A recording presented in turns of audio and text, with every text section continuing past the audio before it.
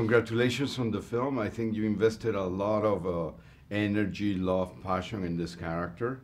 I'm sure he's very different for you. So what was the process of turning into Joe, this, in my opinion, narcissistic writer with a lot of power?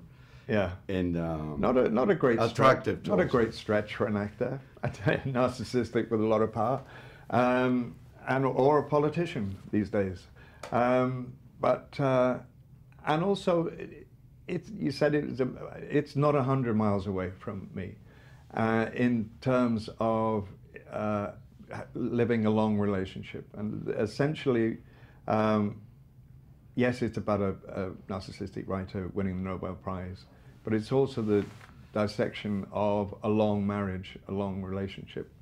And I have had, mercifully and gratefully, a long marriage, 46 years.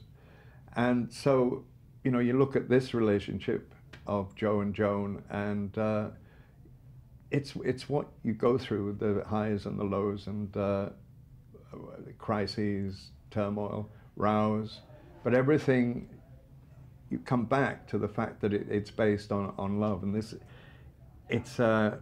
it's a love story about, eventually, about two 70-year-olds. Love is too strong to stop on details, I think.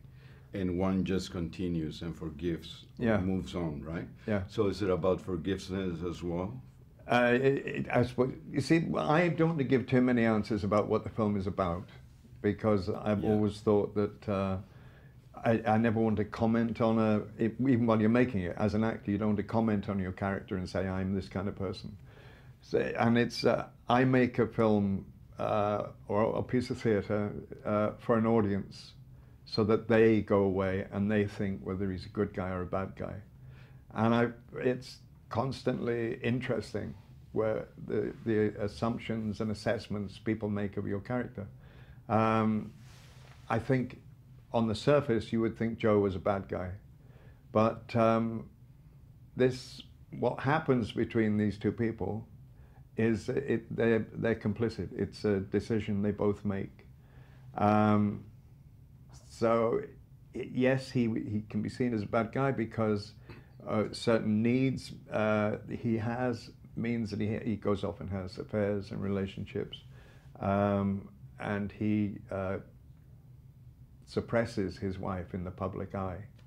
But there's a reason for that, as when you see the film, you know, the audience will work it out. Of course, I think that they're a unit and they're different, but they're traveling together.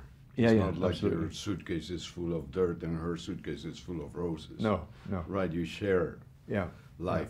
Yeah. And let me ask you, Jonathan, what keeps you going and what's the biggest motivation that you get to transform yourself or to play a different person every opportunity you get? Well, I think what that keeps me going is that I do play different people. You know, huge film stars play themselves a lot of the time. The last 5 or 6 roles, I've gone from High Sparrow in Game of Thrones, a bad guy in Taboo, the husband in The Wife. I've been Don Quixote, and most recently I've played the Pope Francis, for Netflix, and that'll be out next Easter, I think it is. But that's what keeps me going, and I still enjoy it very much. I never thought I used to say I'd retire when I was 60, but God knows what I'd do.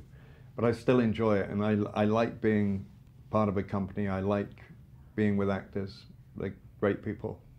In spite of what you read, they are great people on the whole. So I think it is those contrasts that keeps me going. Wonderful. And the money. And the money, of course. Yeah.